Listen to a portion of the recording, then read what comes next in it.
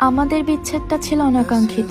তোমায় কেন্দ্র করে আমি যে জগৎ সাজিয়ে গুছিয়ে গড়ে তুলেছিলাম একটু একটু করে, হঠাৎ একটা ঝড়ে যেন সেই জগৎ চোখের সামনেই ভেঙে চুরে চুরমার হয়ে গেল। আমি সবকিছু চুপচাপ দেখে গেলাম। সমুদ্রের মাঝখানে তীরডোবা মানুষ অনেকক্ষণ সাঁতার কাটার পর যেমন কুলের দেখা না পেয়ে শেষমেশ নিয়তিকে মেনে নেয়, সাদরে গ্রহণ করে মৃত্যুকে, তেমনি আমারও যেন কিছুই করার নেই। আমিও অসহায়ের মতো গ্রহণ করেছিলাম নিষ্ঠুরতম বিচ্ছেদকে। আমার বুকের বাঁ পাশটা ফাঁকা হয়ে গেল। করুণ শূন্যতা হাড় কাঁপা শীতের মতো হু হু করে কাঁপতে থাকলো সবসময়। তুমি নাই, এমন একটা দুঃসংবাদ আমি মেনে নিতে পারতেছিলাম না কিছুতেই। কেন নাই?